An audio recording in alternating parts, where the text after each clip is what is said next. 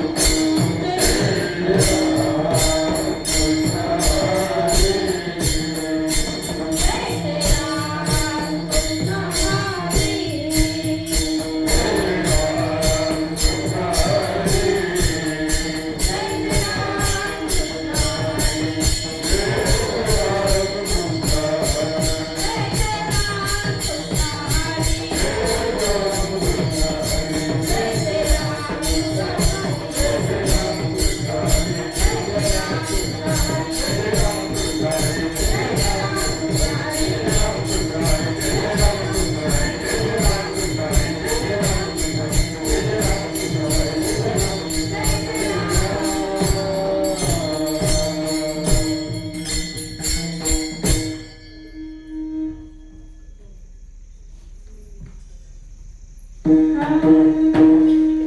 पाहता लोचनी सुख झाले हो साजनी सुख झाले हो साजनी सुख झाले हो साजनी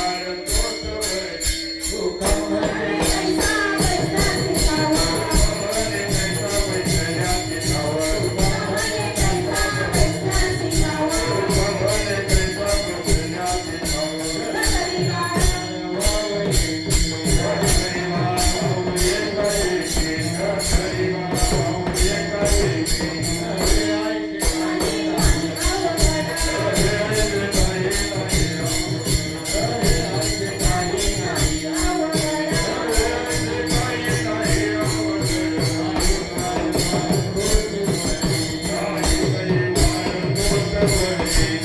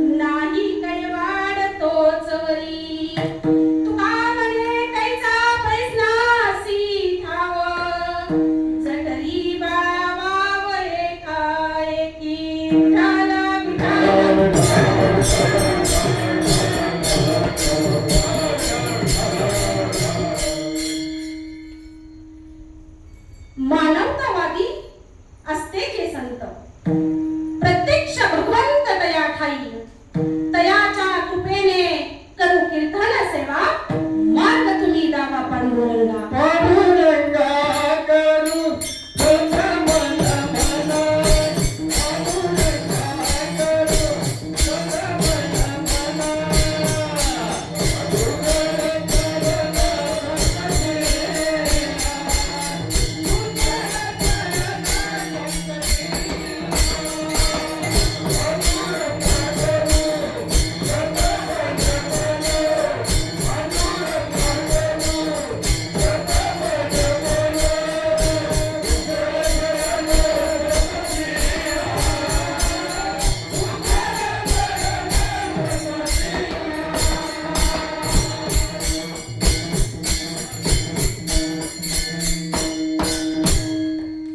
पांडुरंगा करू प्रथम नमन दुसरे चरण संताची या त्यांच्या कृपादाने कथेचा विस्तारू बाबाजी सद्गुरु दास तुका वंदितो संत शिरोमणी नामदेवा जयाने आरंभिली प्रथम कीर्तन सेवा आम्हा सापडले वर्म करू भागवत धर्म नाचू कीर्तनाचे रंगी नाचू कीर्तनाचे रंगी ज्ञानदीप लावू जगी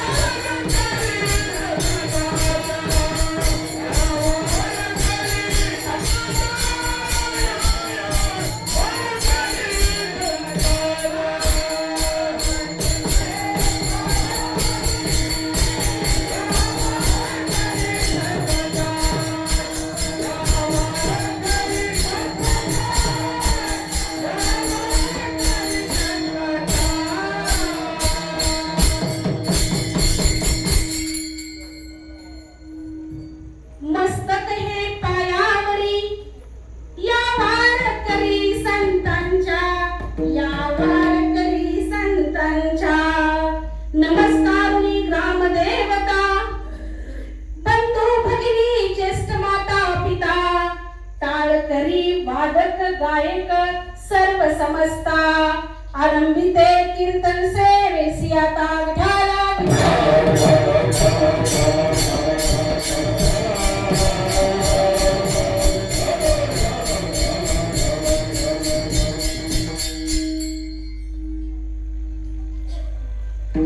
प्रस्तुत प्राप्त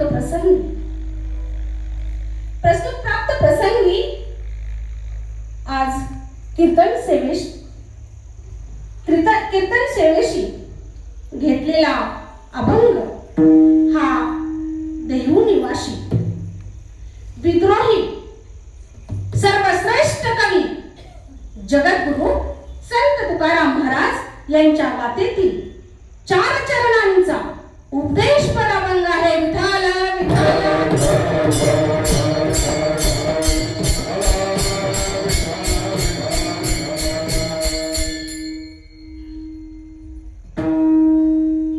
ओले मुळ भेदी खडकाचे अंग, ओले मुळ भेदी खडकाचे अंग, अभ्यासाशी सांग कार्यसिद्धी, नवे असे काही नाही अवघड, नाही कैवाड तोच वरी. जगद्गुरु संत तुकाराम महाराज या अभंगातून प्रयत्नवाद सांगतात, उपदेश करतात की अगदी छोट खोड म्हणजे ओलं मूळ किती नाजूक असतं, परंतु ती खडकालाही भेदतं. या जगामध्ये कुठलीही गोष्ट अवघड नाही जर ती मनावर घेतली, जिद्द चिकाटी जर एकत्रित आणला तर काहीच अवघड नाही.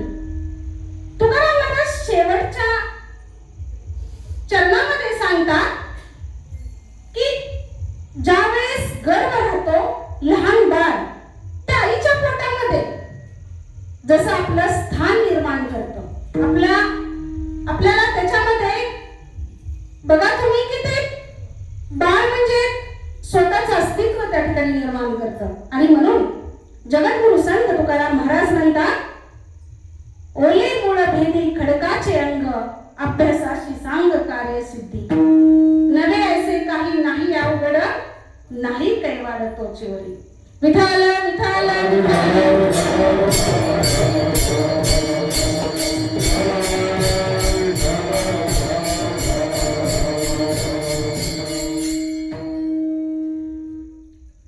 आज या कीर्तन सेवेचा परिहार सांगायचंच म्हटलं तर क्रांतिज्योती सावित्रीबाई आणि राष्ट्रमाता जिजाऊ यांचा जन्म उत्सवानिमित्त हा जो कीर्तन सोहळा या ठिकाणी आयोजित केलेला आहे आणि या कीर्तन सोहळ्यातील 5 प्रेत पुष्प गुंफण्याचं मला जे आयोजकांनी संधी दिली त्याबद्दल मी सर्वांचे आभार व्यक्त करते. खरं तर आज आणखीन एक विशेष भाग म्हणजे आज विशेष सांगायचं म्हटलं तर स्वराज्याचे दुसरे छत्रपती संभाजीराजे यांचा राज्याभिषेक दिन. खरं तर सर्वांना या राज्याभिषेक दिनाच्या खूप खूप शुभेच्छा देते. हा कीर्तन महोत्सव ठेवण्यामागचं थोडक्यात कारण म्हणजे जिजाऊ सावित्रीचे विचार फक्त सांगायचेच नाही तर ते आचरणात आणण्यासाठी हा केलेला छोटासा आमच्या टीमने अभ्यास. एक दिवशी मी आणि मोरजकर सर काशीला जात होतो आणि जातानाच रस्त्यामध्ये मोबाईलची रिंग वाजली. पाहिलं तर वेताळ महाराजांचा फोन आलेला. वेताळ महाराज म्हणतात, कसे मॅडम, माझा आणि सूर्यवंशी सरांचं बोलणं झालंय, आपल्या टीमचं एक महिन्याभराचा कीर्तन महोत्सव आयोजित केलाय. म्हणजे 4-4 दिवस 8-8 दिवस मध्ये गॅप ठेवून त्या ठिकाणी आपण कीर्तन रूपी सेवा देणार आहोत. हे आमचं बोलणं वेताळ महाराजांचं आणि माझं मोरजकर सरांनी ऐकलं आणि मला म्हटले, अरे तुमच्या टीमनी जर जिजाऊ सावित्री जन्मोत्सवानिमित्त हा कीर्तन महोत्सव ठेवला तर किती छान होईल. आणि काही सेकंदात आमची सर्व टीम एकत्रित आली आणि त्याला हो भरले. आणि म्हणून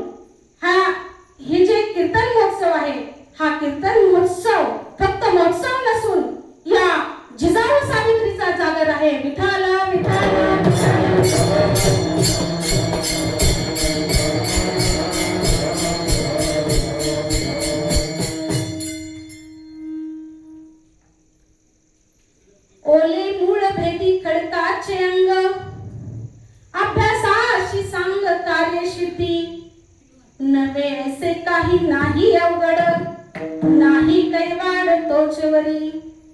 जगद्गुरु संत तुकाराम महाराज आपल्याला सांगण्याचा प्रयत्न करतात. बघा, इथून पुढे मी जर 1-1.5 तास बोलणार असेल तर ते माझं मनाचं काही नसणार आहे. जगद्गुरु संत तुकाराम महाराज माझ्या तोंडातून वधून आज घेत आहेत. ते सांगतायत की आपण बऱ्याच जणांनी पाहिलेलं असेल, वडाचं असेल किंवा उंबराचं बी कुठेही असं पडलेलं असतं. कुठं पडलेलं असतं म्हणजे काय, पाखरं खाऊन ते काय करतात, बी कुठेही टाकतात. आणि मग काय होतं, बऱ्याच वेळा असं लक्षात येतं की ते झाड उगवतं कुठं, तर परिसरामध्ये तर उगवतच, परंतु बऱ्याच जणांच्या घराच्या भिंतीवरती सुद्धा ते उगवत असतं. बऱ्याच वेळा खडकाळ भागात सुद्धा आपल्याला ते उगवलेलं दिसतं. मला एक सांगा की हे एवढं छोटंसं रोपटं, एवढंसं मूळ, पण त्याच्यामध्ये ताकद किती आहे बघा. जे मूळ जर आपण हात लावला तर नकाने अगदी त्याचे तुकडे तुकडे होतील, परंतु तेच मूळ जर खडकातून वरती येत आहे तर त्याची ताकद काय असणार आहे, त्याचं ध्येय किती उज्ज्वल असणार आहे. आणि हेच तुकाराम महाराज आपल्याला यातून म्हणजे सांगण्याचे तुकाराम महाराजांचे हातोटे लाजवाब आहे. ते सांगतात की काहीच शक्य नाही. ओले मूळ जसं खडकाला विभागून वरती येतं तसं आपण ही काम करू शकतो. विठाला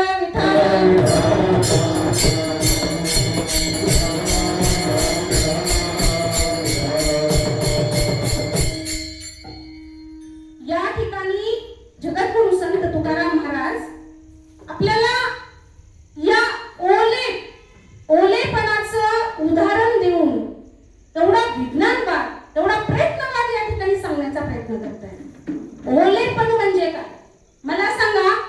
मृदू किंवा मेलेलं किंवा वाळलेलं खोड हे करू शकेल का? नाही. तुमच्या आमच्यातले लोक सुद्धा जे म्हणजे झोपण्याचं सोंग घेतात, मेल्याचं सोंग घेतात, तेही कधीच काय करू शकणार नाही.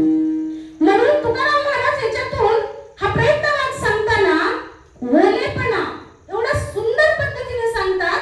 तुकाराम महाराज म्हणतात ओलेपण म्हणजे आशा, ओलेपण म्हणजे आकांक्षा, ओलेपण म्हणजे ध्येय, ओलेपण म्हणजे सजगता, ओलेपण म्हणजे आशय. आणि परत तुकाराम महाराज पुढे सांगतात की महाबली शहाजी राजे आणि स्वराज्य जननी राजमाता राष्ट्रमाता जिजाऊ माँसाहेब यांनी जे स्वराज्याचं स्वप्न पाहिलं आणि ते साकार कुणाथ्रू केलं तर ते छत्रपती शिवाजी महाराजांथ्रू. छत्रपती शिवाजी महाराज म्हणजे तुकाराम महाराज काय म्हणतात, महाबली शहाजी राजे, स्वराज्य संकल्पिका जिजाऊ माँसाहेब, छत्रपती शिवाजी महाराज आणि त्यांचे अनेक मावळे म्हणजे स्वराज्य म्हणजे ओलेपणा.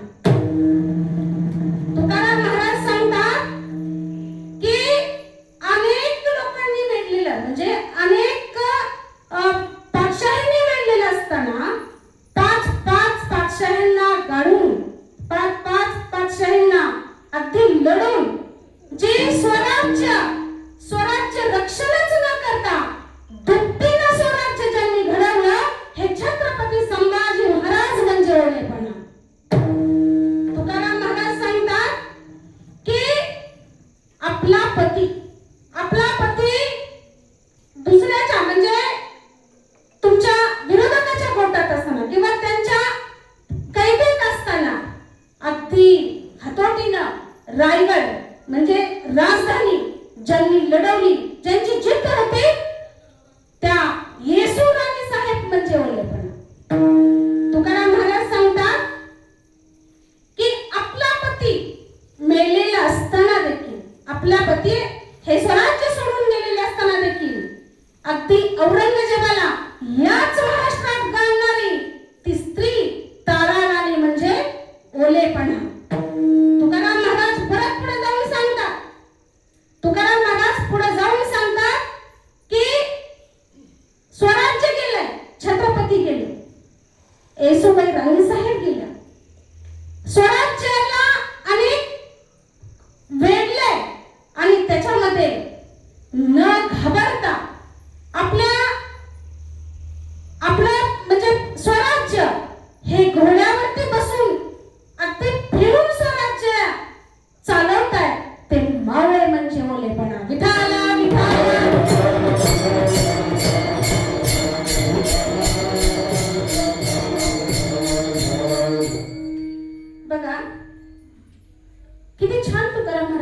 करतात? आपण आपण काय आत्मसात करतो? मी तुम्हाला अगोदरच सांगितलेलं आहे की या अभंगातून मी माझं स्वतःचं काहीच बोलत नाही. आज जगद्गुरु संत तुकाराम महाराज माझ्या तोंडून वधवून घेतात.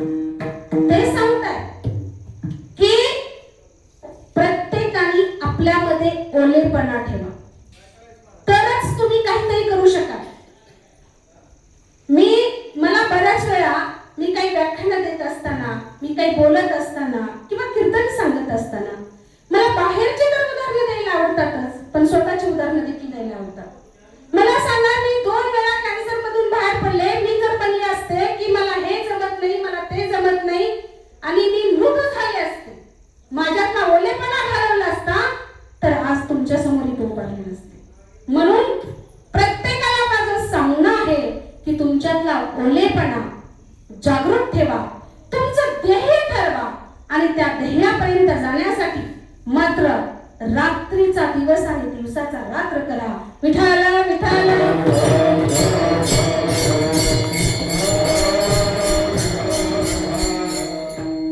तुकाराम महाराज पुढे सांगतात, अभ्यासाची सांग कार्यसिद्धी.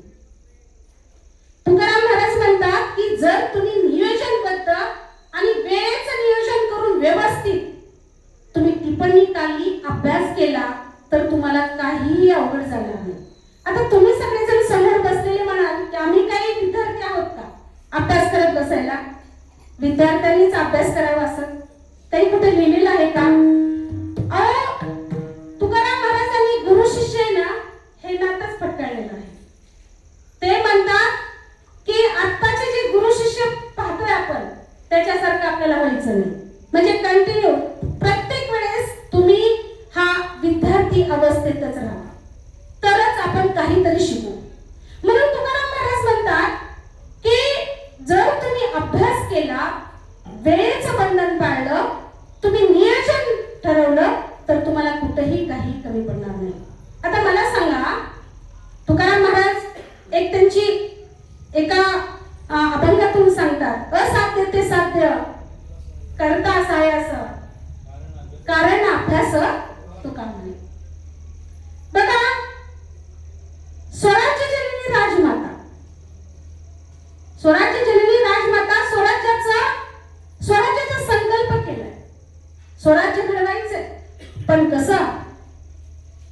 त्यावेळेला शहाजी महाराजांनी मात्र जिजाऊंना सांगितलंय की तुम्ही बाल शिवाला घेऊन पुणे या झालेरीवरती जावा. जिजाऊ मात्र त्या ठिकाणी आले, पण ओसार मारण सगळीकडे अगदी जरी स्वतःच जहागिरी असली तरी अनेकांचं त्याच्यावरती डोळा किंवा राज्य करायचं काय? त्यांनी घरात बसले का हो? त्यांनी म्हटलं का मी हे कसं करू, माझ्या शोभाला काय होईल किंवा शोभा कसा हे करेल? असं अजिबात नाही. जिजाऊ साहेबांनी मात्र त्यावेळेला पदर खोसला बरं का. जसं जनाई म्हणते ना, डोईचा पदर आला खांद्यावर, भरल्या बाजारी जाईल मी. विठाला विठाला.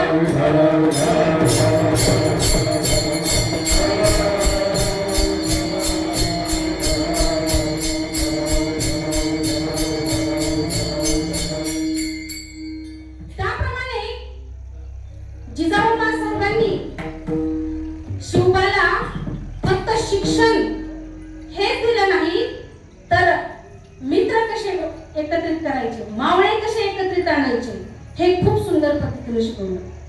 आणि सर्व मावळे एकत्रित करून त्यांनी स्वराज्य घडवलं. बघा, एक लक्षात ठेवा की त्यांनी जर नियोजनबद्ध हे केलं नसतं तर स्वराज्य घडलंच नसतं. म्हणून आपण जो हा जिजाऊ सावित्रीचा जागर करतो ना, तो त्यासाठी. बऱ्याच जणांचं म्हणणं असतं की माझ्या घरात शोभा जन्माला आहे. अहो, शोभा कधी जन्माला येते? अगोदर तुम्ही जिजाऊ बना, अगोदर तुम्ही जिजाऊची लेक बना, अगोदर तुम्ही सावित्रीची लेक बना, तर तुमच्या घरामध्ये किंवा आपल्या सर्वांच्या घरामध्ये शोभा जन्माला येते. विठाला विठाला.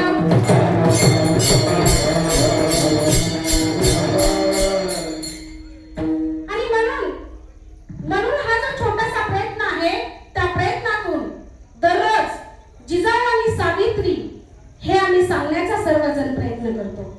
आता एक उदाहरण सांगते जिजाऊ मासाहेबांच्याच बाबतीतलं, की ज्यावेळी जिजाऊ मासाहेब पुण्यात आल्यानंतर सर्व रयतेला सांगितलं की आता तुम्ही कुणी घाबरू नका, आम्ही आहोत.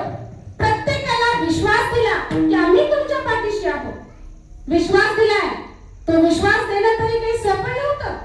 विश्वास दिलाय आम्ही आहोत, तुम्ही जमिनी कसायला घ्या, त्या ठिकाणी पेरणी करा. एवढंच नाही केलं जिजाऊ मासाहेबांनी.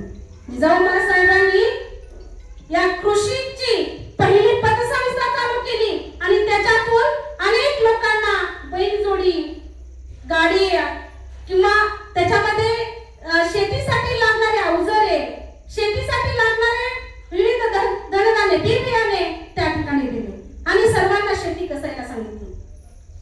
अहो किती आनंद झाला असेल त्यावेळेला व्यक्तीला. परंतु काय झालं पुढं? ते पीक एवढं छान आलं होतं, पण पीक छान आलंय, डोलतंय, पीक काढायचंय आता, आणि अशातच रान जनावर त्या ठिकाणी दुडगूस घालू लागले. मग करायचं काय? जो तो येऊ लागला आणि म्हणू लागला, आऊसाहेब आऊसाहेब, अहो तुम्ही सगळं साहित्य आम्हाला पुरवलं, पण आता जे हातातोंडाशी आलेला घास मात्र आमच्या पदरात पडेनासा वाटतोय. काय करायचं? आऊसाहेबांची फार दूरदृष्टी होती. आऊसाहेब विचार करताना खूप दूरचा विचार करायचा आणि त्यांनी विचार काय केला बघा. जर ही रान जनावर मारण्यासाठी आपण गावोगावी दवंडी दिली आणि ह्याच्यातून रान जनावर मारायला सांगितली, तर मारणारा जो रान जनावर मारणारा जो मुलगा असेल, व्यक्ती असेल, त्याला फक्त एकच सांगा, रान जनावर मारल्यानंतर त्याची सेफ्टी घेऊन लाल महालात या, त्याला सोन्याचं कडं दिलं जाईल. जिजाऊ मासाहेबांनी एका दगडात एक नाही, दोन नाही, तर अनेक पक्षी कसे मारले ते ऐका. जिजाऊ मासाहेबांचं मत काय होतं? एकतर हातातोंडाशी आलेला घास तर घ्यायचा आहे, तो मिळाला पाहिजे चांगला. यातून मारणारी व्यक्ती जी आहे ती काय करणार आहे? ती शेपटी घेऊन मासाहेबांपर्यंत येणार आहे, त्यांना सोन्याचं कडे देणार आहे, म्हणजे यातून अनेक मावळे एकत्रित येणार आहे. असंच एके दिवशी एक रान जनावर मारून एक मुलगा लाल महालाच्या दारात आला आणि म्हणतो कसा, मासाहेब मासाहेब मासाहेब, आम्ही जनावर मारून घेऊन आलोय. त्या मुलाने मात्र ते जनावराची फक्त शेपटी आणली नव्हती बरं का, त्यांनी ते जनावर खांद्यावरती टाकून आणलं होतं. बाहेरच त्याला अडवलं गेलं. अरे आज जाऊ नको, मासाहेब आराम करतायत. तरी ह्याचं काही नाही, ह्याचं चालूच, आऊसाहेब आऊसाहेब. आऊसाहेबांना हा गोंधळ ऐकायला गेलाच असेल. आऊसाहेब बाहेर आल्या आणि म्हणतात, कशा, कोण आहे रे तिकडे? तरी मुलगा मात्र पळत आला आणि त्यांनी काय केलं, ते धिप्पाड जनावर त्यांच्या पायाच्या पुढे टाकलं. आऊसाहेब म्हणले, अरे आता किती अंधार पडलाय, कुठला प्रहर चालू आहे, तू सकाळी यायचं की, सकाळी जरी आला असता तरी कडे मिळालंच असतं. त्यावेळेला मात्र त्या मुलाच्या डोळ्यामध्ये अश्रू आले. तो म्हटला, आऊसाहेब आऊसाहेब, हे कडं मिळावं म्हणून नाही हो केलं, मला तुम्हाला भेटायचं होतं, मला शोभाराजांना बघायचं होतं, मला तुम्हाला बघायचं होतं, म्हणून मी या ठिकाणी आलो. आणि आऊसाहेबांच्या नतमस्तक झाला. आऊसाहेबांनी त्याला उठवलं, कडं आणलं, त्याच्या हातात घातलं. हा दुसरा तिसरा मुलगा कोण नसून आधी लग्न कोंडाण्याचे आणि परत रायबाचे असं म्हणणारा कोण? तानाजी मालुसरे. विठाला विठाला.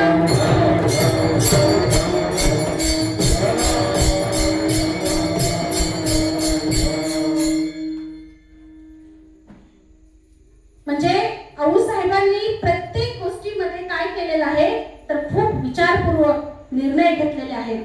म्हणूनच त्या ठिकाणी म्हटलेलं आहे की असाध्य ते साध्य करताच आहे असं, कारण अभ्यास तो का म्हणे. बघा, अनेक मुलांना, अनेक मावळ्यांना त्यांनी एकत्रित आणून मात्र खूप असं आपल्या आपल्या शोभाप्रमाणे त्यांनी वाढवलं. आता हे झालं जिजाऊ साहेबांच्या बाबतीत. सांगते. म्हणजे जगद्गुरु संत तुकाराम महाराज या अभंगातून ह्या मातांसाठी काय उद्देश करतायत, या मातांची माहिती देण्यासाठी काय सांगतायत आपल्याला.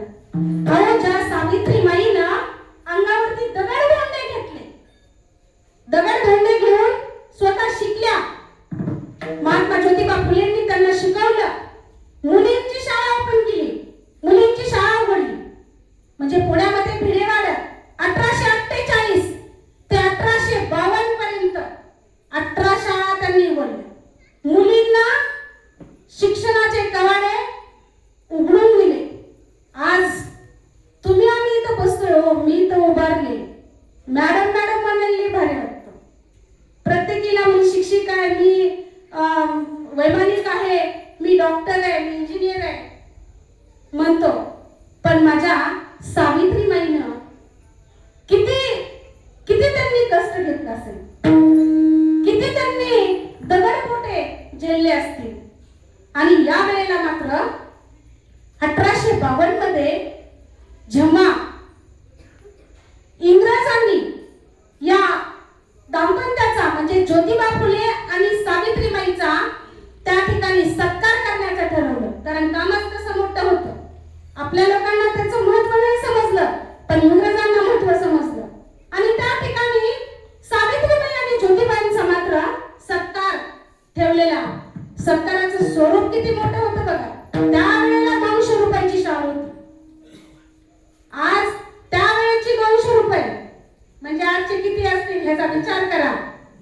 200 रुपयाची शाल देऊन माझ्या सावित्रीबाई आणि ज्योतिबांचा त्या ठिकाणी सन्मान होतोय. आणि किती छान वाटलं असेल. पण एक सांगू का, सावित्रीबाई काय म्हणते, किती छान वाटत होतं आज सन्मान होताना, मला तर वाटलंच नाही बाई माझा सन्मान होईल. पण ज्योतिबा काय म्हणतात माहिती, सावित्री हा सन्मान माझा नाही, हा सन्मान तुझ्या कर्तृत्वाचा आहे, तुझा सन्मान आहे. म्हणजे ज्योतिबा सावित्रीला किती महान समजत होते, किती महत्व देत होते. मला सांगावंसं वाटतं की इथं बसलेले प्रत्येक ज्योतिबा जर आपल्या सावित्रीबाईला त्याच पद्धतीनं त्याच दृष्टीनं पाहत असतील तर आपला देश कुठं जाईल. आणि म्हणून मला सावित्रीबाई विषयी म्हणावंसं वाटतं, सरकारी हुद्द्यावर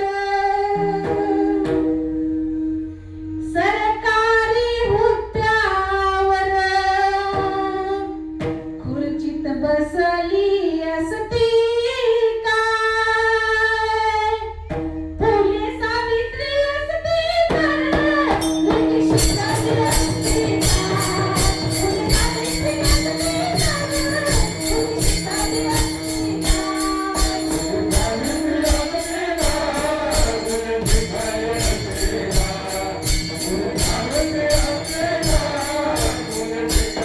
तर मुलगी शिकली असती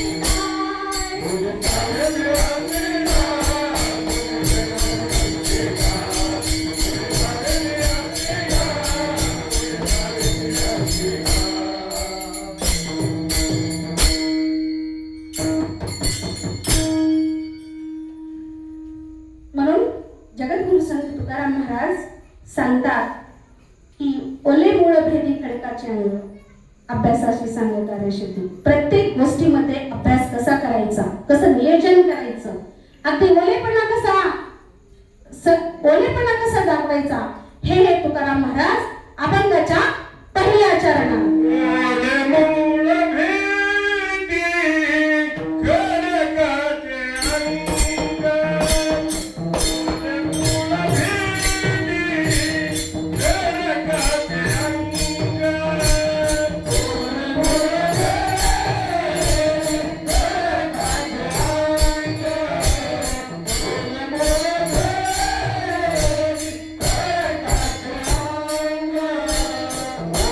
Thank you.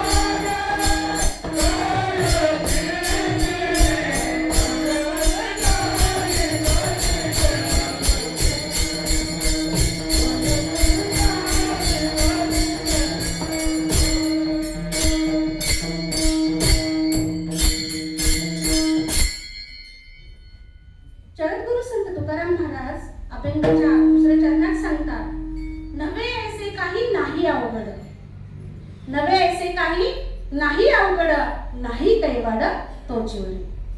बघा, कुठलीही गोष्ट खरंच अवघड नाही, फक्त जिद्द आणि चिकाटी पाहिजे, दूरदृष्टी पाहिजे, स्वप्न मोठी बघता आली पाहिजे, तरच तिथपर्यंत आपण पोहोचू शकतो. आता आजच उदाहरण घ्या की, आज मी आल्याबरोबरच मगाशी सांगितलं की स्वराज्याचे दुसरे छत्रपती संभाजी महाराजांचा राज्याभिषेक. अहो, राज्याभिषेक झाला म्हणजे तो काही सरळ साध्या पद्धतीने झाला असेल का? नाही. ज्यावेळेस छत्रपती शिवाजी महाराज कर्नाटक मोहिमेवरती गेले, त्यावेळेला छत्रपती शिवाजी महाराजांनी म्हणजेच आबासाहेबांनी युवराज संभाजीराजे आणि येसूबाईंना, युवराज्ञी येसूबाई या दोघांना खूप विचारांती शृंगारपुरी राहिला. तो एक गनिमी कावा होता आणि त्या ठिकाणी गेल्यानंतर महाराज कर्नाटक मोहिमेवरून परत आले आणि त्या ठिकाणी बघा, आपल्या लेकराला जर आपण जास्त दिवस भेटलो नाही तर आपली अवस्था काय होती? मग अहो, ते छत्रपती सगळ्या स्वराज्याचे रयतेचे ते, मग या युवराजांच्या त्यांच्या वाटेला किती वेळ येत असते, खूप आठवण यायची त्यांना, खूप भेटावंसं वाटायचं. आणि मग छत्रपती शिवाजी महाराज म्हणजेच आबासाहेब युवराजांना भेटायला पन्हाळ्यावरती गेले. पन्हाळ्यावरती दोघांची खूप मसलती झाली आणि आबासाहेब मात्र परत रायगडावरती गेले. आबासाहेब रायगडावरती गेल्यानंतर काहीच दिवसामध्ये आबासाहेब या रयतेला आणि स्वराज्याला सोडून गेले. पण त्यावेळेला मात्र खूप कटकारस्थान शिजत होती. युवराज संभाजीराजे आणि येसूबाई राणी साहेबांना, युवराज्ञी येसूबाई यांना मात्र आबासाहेब गेलेली वार्ता लवकर दिलीच नाही. बऱ्याच दिवसांनी हे दोघं रायगडावरती गेले आणि त्या ठिकाणी कटकारस्थान खोडून काढली आणि संभाजी राजांचा राज्याभिषेक सोहळा 16 जानेवारी 1681 ला रायगडावरती संपन्न झाला. त्यावेळेला रायगडावरती हा सोहळा संपन्न झालाय. क्षत्रिय कुलावतांसह सिंहासनाधीश्वर गृहपती झाले आणि या बिरुदावलीनं अख्खा रायगड नाही तर अख्खे स्वराज्य दलानं निघाले. त्यावेळेला संभाजीराजे स्वराज्याचे दुसरे छत्रपती झालेले होते आणि येसूबाई हा स्वराज्याच्या दुसऱ्या राणी साहेब झालेल्या होत्या. तुम्हाला आम्हाला सगळ्यांना वाटेल की छत्रपती झाले, राणी साहेब झाल्या, पण तिथून पुढचा प्रवास मात्र खूप त्यांचा खडतर होता. परंतु छत्रपती संभाजी महाराज हे फक्त स्वराज्य रक्षक नाही, तर यांनी हे आपल्या वडिलांनी, आपल्या आजींना, आपल्या आजोबांनी जो संकल्प केला, जे स्वराज्य निर्माण केलं, ते दुपटीने त्यांनी वाढवलं आणि त्यांनी दाखवून दिलं की नवे ऐसे काही नाही अवघड, नाही कैवाड तोच वरी. विठाला विठाला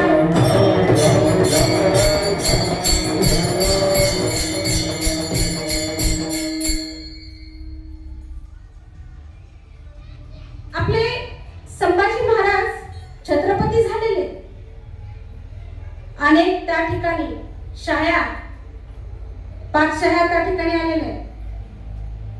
त्यांनी स्वराज्याला वेढलेलं आहे, पण संभाजी महाराजांनी मात्र कधीही माघार घेतली नाही, कधीच माघार घेतली नाही. आणि त्या ठिकाणी मात्र येसूबाई राणी साहेबांनी मात्र त्यांना खूप साथ दिली. ज्या पद्धतीनं आऊसाहेबांनी जिजाऊ साहेबांनी छत्रपती शिवाजी महाराजांना साथ दिली, ज्या पद्धतीनं सावित्रीबाईंनी महात्मा फुलेंना साथ दिली, ज्याप्रमाणे माता रमाईनं आंबेडकरांना साथ दिली, त्याचप्रमाणे येसूबाईंनी मात्र त्या छत्रपती संभाजी महाराजांना साथ दिली. आणि त्यांनी प्रत्येक गोष्टीत दाखवून दिलं की काहीच अवघड नाही. पण ते लोक ओळखण्यात खूप सजग होते बरं का. मावळे ओळखण्यात, त्यांचं जे अष्टप्रधान मंडळ आहे ते ओळखण्यात. तुकाराम महाराज पण सांगतात की आपल्याला माणसं ओळखता आली पाहिजे. तुकाराम महाराज त्यांच्या अभंगातून सांगतात की तुम्ही तुमच्या खिशात साप घेऊन फिरू नका. तुकाराम महाराज सांगतायत की तुमच्या खिशात दंश करणारे साप घेऊन फिरू नका. का? परवाच्याच मला वाटतं आपल्या कीर्तनामध्ये हा विषय निघला होता की समोर बोलण्यापेक्षा पाठीमागे बोलणाऱ्यांची संख्या जास्त आहे. हा आपल्या कीर्तनाचा विषय नाही, पण प्रबोधन आहे आणि ते सांगितलंच पाहिजे.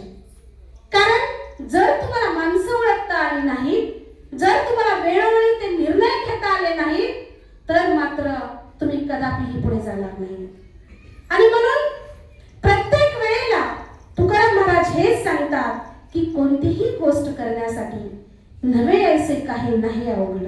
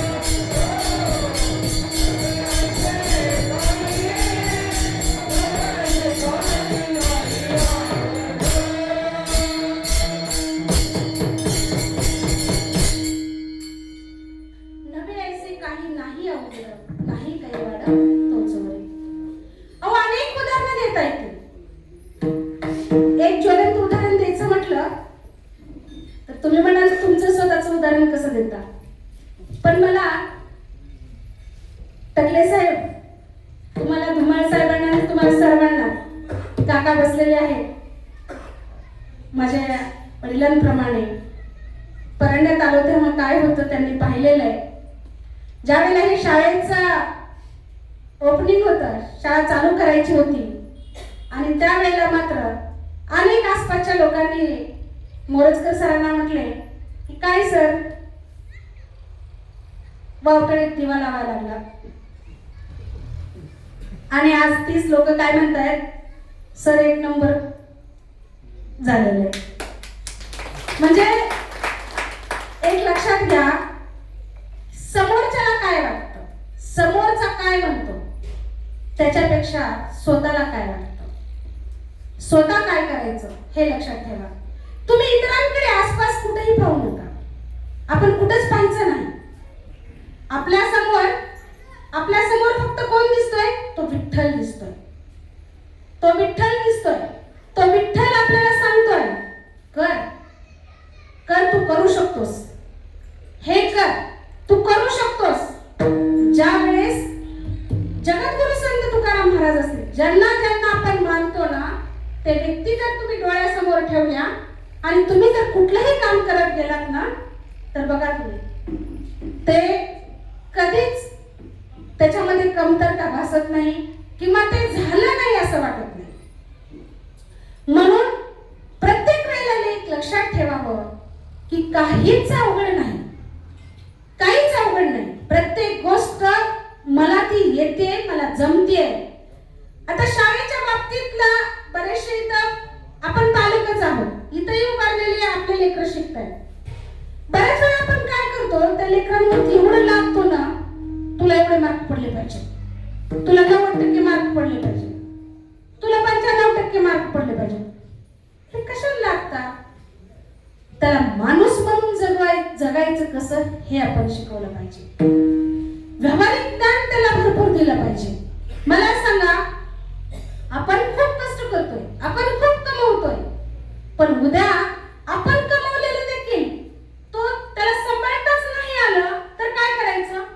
म्हणून त्याला व्यावहारिक ज्ञान भरपूर देणं गरजेचं आहे. त्याला सांगणं गरजेचं आहे, बाबा काहीच अवघड नाही, तू चल, तुझ्या बरोबर मी आहे. म्हणून तुकाराम महाराज प्रत्येक त्यांच्या चरणामधून आपल्याला सांगतात की काहीच अवघड नाही. जगद्गुरु संत तुकाराम महाराज त्यांच्या अभंगाच्या 3ऱ्या चरणामध्ये म्हणतात की दोरे चिरा कापे पडिला दोरे चिरा कापे पडिला कांचनी अभ्यासी सेवनी ईश्वर. एक लक्षात घ्या की ह्याच्यात बऱ्याच जणांनी मोठ पाहिलेली असेल, मोठ पाहिलेली म्हणजे बऱ्याच जणांनी ते मोठ चालवलेली पण असेल. मी पाहिलेली आहे, मला जास्त नाही आठवत पण मी पाहिलेली आहे. आता काही मोटर वगैरे आलेले आहेत पाण्याच्या, पण अगोदर आपल्या विहिरीवरती मोठ असायच्या आणि त्या मोठाला काय असायचं? एक नाळा असायचा. परंतु ती मोठ ज्यावेळेस वरती येते ना, त्यावेळेस एक दोरी असायची आणि ती दोरी वरती आली की ती मोठ्यातलं पाणी खाली पडायचं. एक लक्षात घ्या, कधी आपण विचार केला का की ती दोर तिथल्या दगडाला, तिथल्या चिरेला काचतोय आणि काचल्यानंतर तो तुटत नाही तर तो चिरा कापला जातोय. मला सांगा, दोरा एक जड म्हणजे अवजड आहे की तो चिरा म्हणजे दोरा इथं जर आपल्याला कापायचं म्हटलं, कट करायचं म्हटलं, तर आपण दगडाने त्याच्यावरती ठेसून दोऱ्याचे 2 तुकडे करतो. पण या ठिकाणी मात्र तुकाराम महाराज किती प्रयत्नवाद सांगतायत बघा. या ठिकाणी सांगतायत की दोरा सुद्धा जर सतत घर्षण करत राहिला तर तो दगड सुद्धा कापला जातो. विठ्ठला विठ्ठला.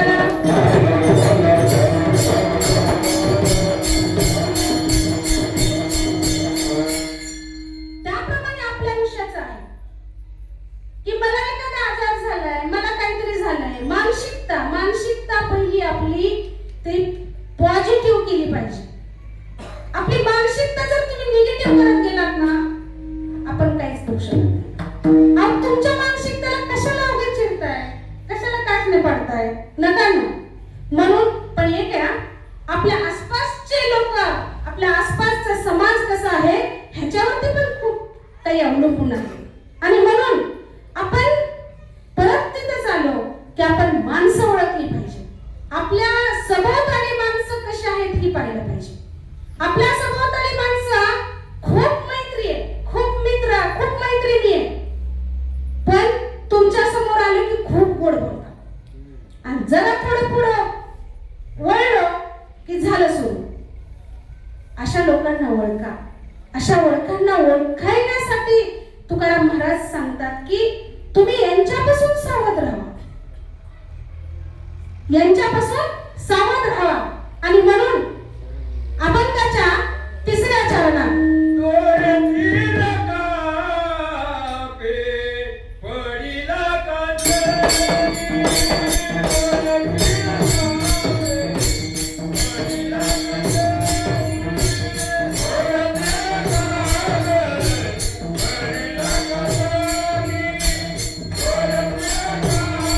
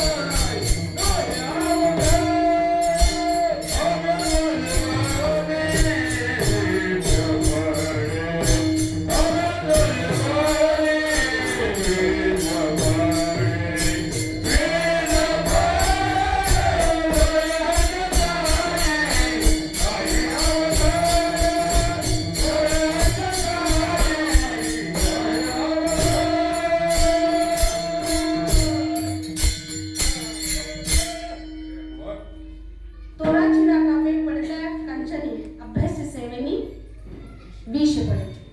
बघा महाराज सांगतायत अभ्यासी सेवेने विष पडे. म्हणजे जर विष, आता इथं विष कुठल्या ह्याच्यातून आलेलं आहे की तुम्ही जशी सवय लावून घेता ना त्या पद्धतीने लागते. म्हणजे जर हळूहळू तुम्हाला विषाचा डोस छोटा छोटा दिला तर तुमचं शरीर इतकं त्यासाठी सजग होतं की ते विष सुद्धा ते पचवू शकतं. पण कशा पद्धतीनं? अभ्यास आणि सवय. म्हणून तुकाराम महाराज या ठिकाणी सांगतात की दोरा चिरा कापे पडले कांचनी, अभ्यासी सेवनी विष पडे. आपण या ठिकाणी विठ्ठलाचं नामस्मरण करायचं आहे. सर्वांनी हात वरती करायचे आणि विठोबाचं नामस्मरण करायचं.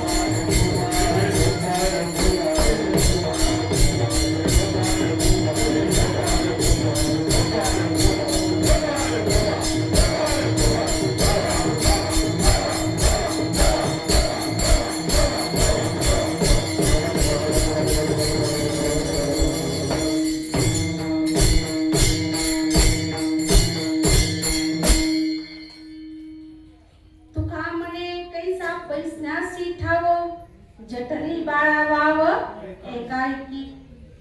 बघा तुकाराम महाराज याच्यातून पण काय उपदेश करतात की मी मगाशी सांगितलं की ज्या वेळेस लहान बाळ त्या आईच्या पोटामध्ये, तो छोटासा गर्भ आहे, अगदी खूप छोटासा मायक्रो, की तो दिसतही नाही, पण ते त्याच्या आईच्या पोटामध्ये कशी जागा करतं ना, त्याला हात ना पाय ना तोंड ना नाक. पण हळूहळू हळूहळू जसा तो गर्भ वाढतो तसं त्याला हात पाय तोंड नाक हे अवयव येतात आणि तो जसा मोठा होईल तसा तसा त्या आईच्या पोटामध्ये आपली जागा निर्माण करतो, आपलं अस्तित्व निर्माण करतोय तिथं. मग आपणही त्या पद्धतीनं आपलं अस्तित्व निर्माण करू. आपलं अस्तित्व निर्माण करण्यासाठी मात्र आपल्यालाही ज्या ठिकाणी आपण गेलेलो आहोत किंवा ज्या ठिकाणी थांबलेलो आहोत तिथं जागाने आपल्या जागा वाढवायची किंवा आपल्याला जो तिथं बसायचंय हे म्हणजे कशीही नाही हा. तुम्हाला आपल्याला त्या ठिकाणी कष्ट करावं लागणार आहे, काम करावं लागणार आहे. आपल्याला जे पाहिजे ते साध्य करण्यासाठी आपल्याला काय करावं लागणार आहे, तर त्या दिशेने वाटचाल करावं लागणार आहे. आणि म्हणून तुकाराम महाराज याच्यातून आपल्याला उपदेश करतात की जसं लहान बाळ त्या आईच्या पोटामध्ये आपली जागा निर्माण करतं, तसंच तुम्हालाही आयुष्य दिलेलं आहे, तुम्हालाही जन्म दिलेला आहे. तर तो जन्म कुठल्या कारणासाठी सत्कारणी लावावा हे प्रत्येकाला समजलं पाहिजे. आपण बऱ्याच वेळा म्हणतो, मला एक उदाहरण या ठिकाणी सांगावंसं वाटतं की इथं आपण आपल्या आईला बऱ्याच वेळा म्हणतो की गप तुला काही समजत नाही, गप तुला काही कळत नाही. पण हे ठीक आहे का? नाही. कारण ज्या आईनं आपल्याला 9 महिने आपल्या पोटामध्ये वाढवलेलं आहे त्या आईला आपण काही सेकंदात म्हणून जातो की गप तुला काही कळत नाही. आपण बऱ्याच वेळा याच्याही पुढे जाऊ, जेव्हा एखादी मुलगी लग्न करून आई वडील सासरी जाते त्या ठिकाणी सासू सासऱ्यांना कशी सांभाळते हाही विचार करणं गरजेचं आहे. म्हणजे अशा एक ना अनेक गोष्टींमधून या ठिकाणी तुकाराम महाराज आपल्याला उपदेश करतात. आणि म्हणूनच तुकाराम महाराज अभंगाच्या 4थ्या चरणात म्हणतात, तुका म्हणे कैसा बसण्याची ठाव, तुका म्हणे कैसा बसण्याची ठाव, तुका म्हणे कैसा बसण्याची ठाव.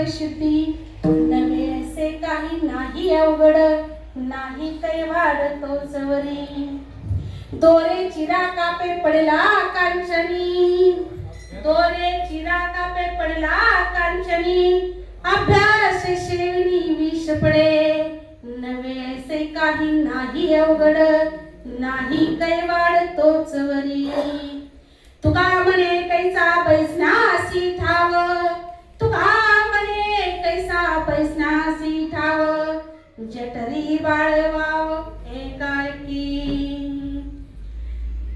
या आजच्या कीर्तन महोत्सवामध्ये राष्ट्रमाता राजमाता जिजाऊ माँसाहेब आणि क्रांतिज्योती सावित्रीबाई फुले यांच्या जन्म उत्सवानिमित्त कीर्तन महोत्सव परंडा 2026 यामध्ये आजचे 5वे पुष्प या ठिकाणी गुंफले.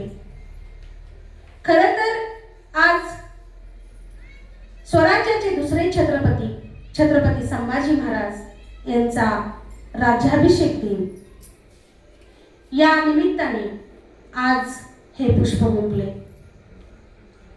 आज या ठिकाणी मला आभार मानावेसे वाटतं.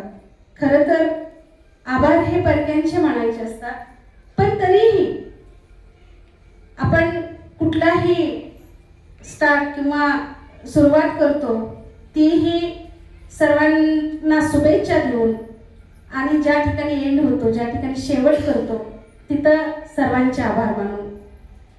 खरं तर आभार मानताना मला या ठिकाणी आभार मानावेसे वाटतात ते म्हणजे सर्व आमचे टाळकरी वादक सर्व गायक. खरं तर तुम्ही खूप सुंदर अशी साथ दिली त्याबद्दल सर्वांच्या टाळ्या व्हायला हव्या. खूप सुंदर अशी तुम्ही साथ दिली. त्याचबरोबर या ठिकाणी वादक जे आहेत महादेव महाराज त्यांनी तर आम्ही ज्यावेळेस पासून शिकतो म्हणजे 10 दिवसाचे आमचे या ठिकाणी ट्रेनिंग झाले तर त्यामध्येही त्यांनी खूप चांगल्या पद्धतीनं वादनाचं काम केलेलं आहे. त्यांचंही मी खूप मनापासून आभार व्यक्त करते. खरं तर हे सगळं करत असताना कुणाच्या तरी पाठीवरती थाप हवी असते. कारण जसं आपण मगाशी म्हटलो ना की विठोबाराय असतील किंवा जगद्गुरु संत तुकाराम महाराज असतील किंवा आपले जिजाऊ माँसाहेब असतील, शिवबांना जशी पाठीवरती थाप होती की शिवबा आपल्याला स्वराज्य निर्माण करायचे आणि हे कर तू करू शकतोस, असे हे करत असताना आपल्या पाठीवरती थाप हवी असते. आणि ती पाठीवरती थाप असणारे आमचे सर्व मराठा सेवा संघाचे ज्येष्ठ मंडळी, त्याच्यामध्ये टकले साहेब, धुमाळ साहेब, त्याचबरोबर काकासाहेब साळुंके. आमचं हे कीर्तन महोत्सव चालू करायचंय म्हटलो आणि त्यांना फोन गेला. त्यांनी लगेच सांगितलं की तुम्हाला काय हवं नको ते आम्ही देण्यास तयार आहोत, तुम्ही फक्त सुरू करा. आणि ही पाठीवरती थाप असणं खूप मोलाचे असते. खरं तर त्यांच्यासाठी जोरदार टाळ्या व्हायला हव्या. त्याचबरोबर खरं हे सगळं होतं म्हणजे दररोज कीर्तनकार येत आहेत, आम्ही 10 जण तयार झालेलो आहेत, कीर्तन घेतोय किंवा कीर्तन काही त्याच्यातून चांगले उपदेश होत आहेत किंवा काही मार्गदर्शन चर्चा होत आहेत खूप चांगल्या पद्धतीने. कसं असतं ना हे सगळं करत असताना हे टीम वर्क आहे आणि हे टीम वर्क करत असताना ज्या ठिकाणी आपण घेतो ना जिथं आपल्याला जागा दिली आहे त्या व्यक्तीचं मला वाटतं गेले 4 दिवस कोणी आभारच मानले नाही. असो काही फरक पडत नाही, आपल्याच आहे. कारण कीर्तनकारांनीही नाही आणि परत आभार मानणाऱ्यांनी नाही. तुम्हाला वाटेल की तुमचे मिस्टर आहेत म्हणून तुम्ही त्यांचा आभार मानता, अजिबात नाही. नाही, शेवटच्या दिवशी सगळेच असतील असं नाही ना. ज्यांची माझ्या पाठीवरती खूप मोठी थाप आहे, ज्यांच्यामुळे मी आज इथं उभी आहे, ते माझी आई आहे, ते माझे वडील आहेत, ते माझे पती आहेत, ते माझे मित्र आहेत, ते माझी मैत्रीण आहे.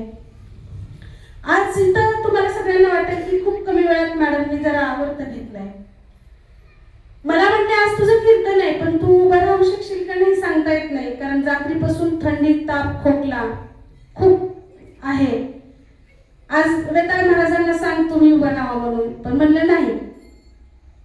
मला आऊसाहेबांचे आशीर्वाद आहेत, सावित्रीबाईंचे आशीर्वाद आहेत. मला त्यांनी काय शिकवलंय, तुला करायचंय, तुला उभाच राहायचंय.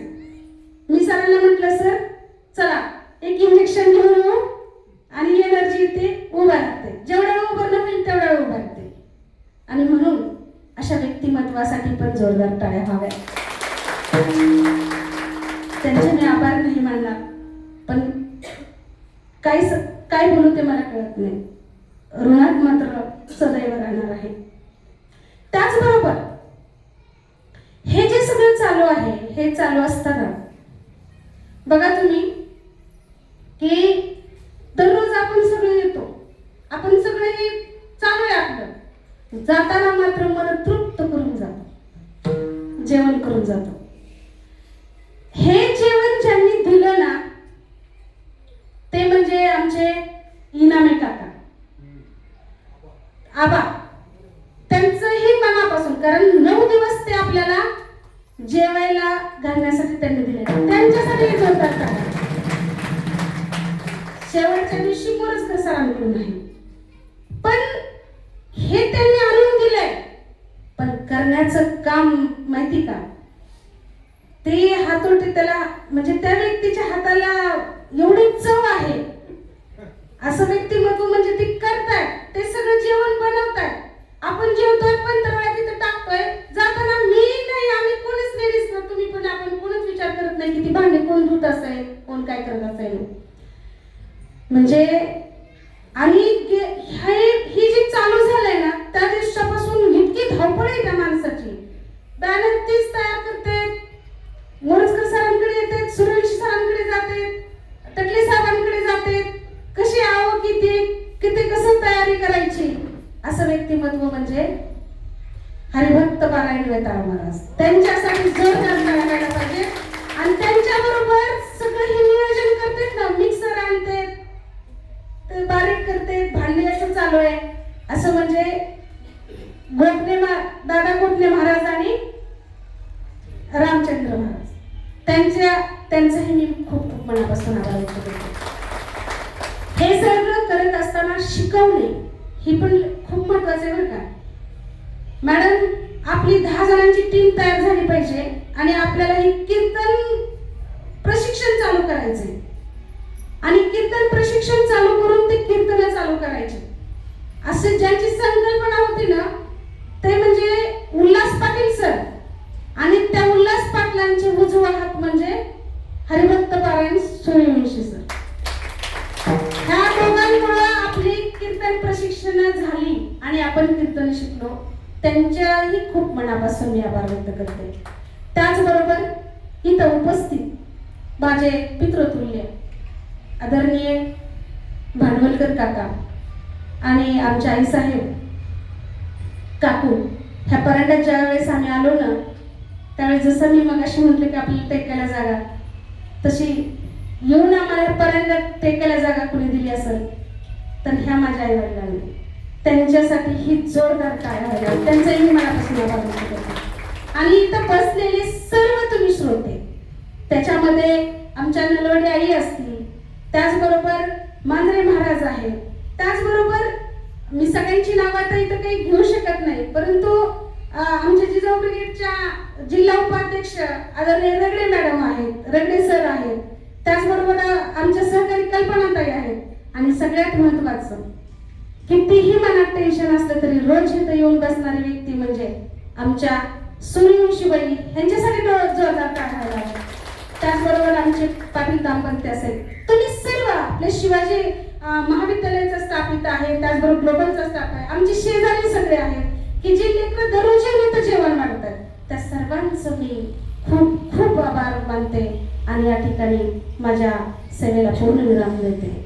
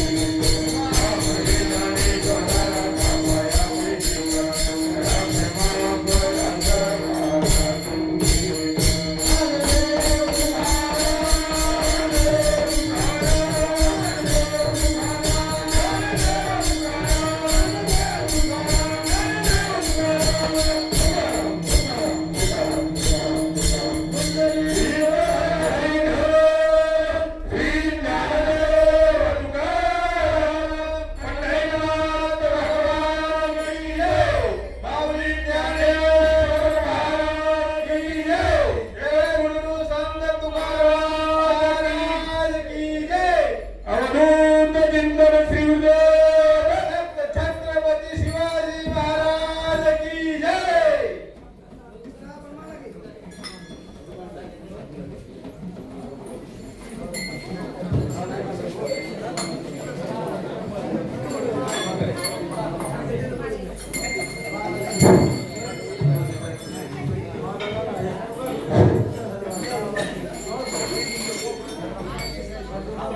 रामकृष्ण हरी.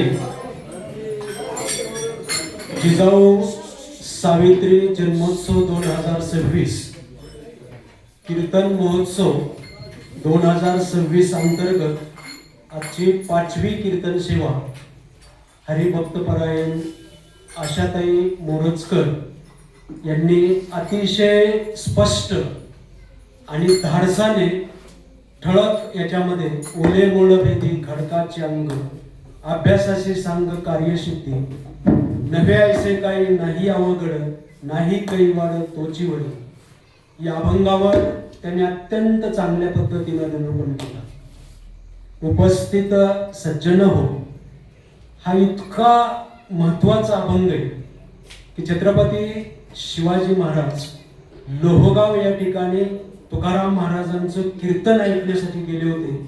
तेव्हा हा अभंग तुकाराम महाराजांनी घेतला होता आणि याच अभंगाची प्रेरणा घेऊन छत्रपती शिवाजी महाराजांनी स्वराज्य स्थापन केले होते. म्हणून म्हणावंसं वाटतं की यत्र नार्यस्ति पूजन्ते रमन्ते तत्र देवता. ज्या संस्कृतीमध्ये स्त्री पूजनीय असते, स्त्रीचं आचार आणि विचार पूजनीय असतात, त्याच घरात त्याच परिसरात देव राहतात, देव रमतात. आज आशाताई तुम्ही या अभंगाला इतका सुरेख विविध उदाहरणाद्वारे छत्रपती शिवाजी महाराज, छत्रपती संभाजी महाराज यांचा जीवनातील प्रेरणादायी प्रसंगातून आम्हाला हा अभंग समजावला. म्हणून मला म्हणावंसं वाटतं, धन्य धन्य आशाताई, धन्य धन्य आशाताई, तुम्हीच झालात किंवा ग्लोबल संकुलाच्या माई. धन्य धन्य आशाताई, तुम्ही आहात येथील विद्यार्थ्यांची सावली, तुम्ही आहात आमच्या गोरखनाथांची सावली. धन्य धन्य आशा माऊली. खरं म्हणजे तुमच्या शब्दातली म्हणजे परखडपणा, तुमच्या प्रत्येक वाक्यातला गोडवा आमच्या हृदयापर्यंत भिडत होता. असं म्हणतात की बोलताना म्हणजे शब्दाला धार नसावी तर आधार असावा. कारण धारदार शब्द माणसाचे हृदय कापतात आणि आधारयुक्त शब्द माणसाला जोडतात. एवढी सगळी माणसं तुम्ही जोडले. खरं तर तुमच्या गळ्यातले हार पाहून असं वाटत होतं की आता ताईंचं माझ्या कसं होईल. तरी सुद्धा ते हार घालून सुद्धा तुम्ही तुमच्या मनातली जी एनर्जी उभी केली. खरं म्हणजे हा प्रयत्नवादाचा अभंग, स्वतः ते प्रयत्नवादा जीवन जगतात, स्वतः ते प्रयत्नवादाचे जीवन जगतात. असं म्हणतात की ज्ञानम भार क्रिया विना, म्हणजे कृतीविरहित ज्ञान हे ओझ आहे. आपण प्रयत्नवादाने जीवन जगता आणि तो जगल्याला प्रयत्नवाद तुम्ही आम्हाला शिकवला. म्हणून मी सर्वांच्या वतीनं आपले मनपूर्वक कृतज्ञतापूर्वक आभार व्यक्त करतो. दुसरे आभार की आजच्या आमच्या ताईच्या कीर्तनासाठी, म्हणजे कीर्तन त्यांना भावलं आणि म्हणून दान पावलं. आमच्या खरसडे सरांनी अशा ताईंसाठी 500 रुपयाचं बक्षीस दिलेलं आहे. ही प्रेम गिफ्ट आहे. आणि दुसरे आमचे बिबे सर यांनी सुद्धा आपणाला हे 500 रुपये दिले. खरं म्हणजे पैशापेक्षा तुमच्या प्रयत्नवादाच्या या कीर्तनाला त्यांनी दिलेला अंतःकरणपूर्वक प्रतिसाद. म्हणून मी त्या उभय दोन्ही सरांचे आमच्या या उत्सव कमिटीच्या तर्फे खास पैकी धन्यवाद त्यांना देतो. आणि उद्या म्हणजे दिनांक 17ला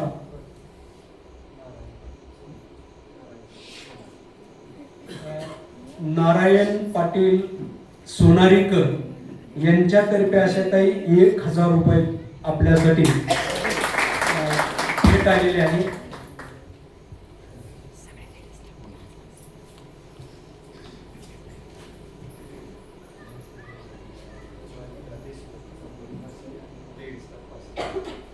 बालिका देशमुख खासापुरी यांच्याकडून 500 रुपये आणि आमचा महिला वर्ग ग्लोबल शिक्षण संकुल यांच्यातर्फे 500 रुपयाचं भेट आलेली. आणि ज्यांना कुणाला म्हणजे आशाताईचा हा बक्षिसाचा प्रवाह असाच चालू द्या, परंतु आमच्या ह्या आयोजकांनाही कुणाला काय द्यावं वाटलं तर तेही जाता जाता द्या.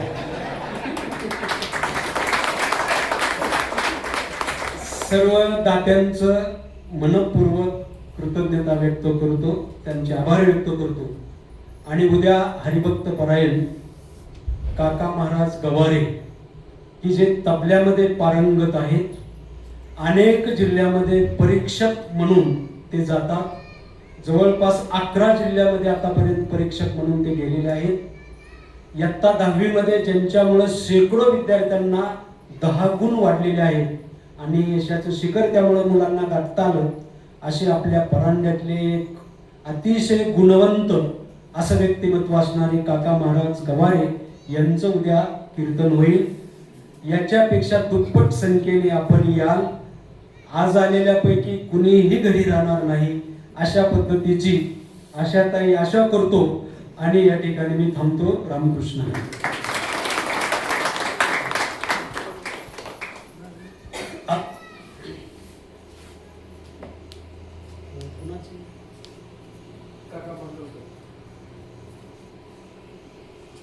वाटेपळ येतील आणि नेहमी कीर्तनाचे आयोजक राहिलेले.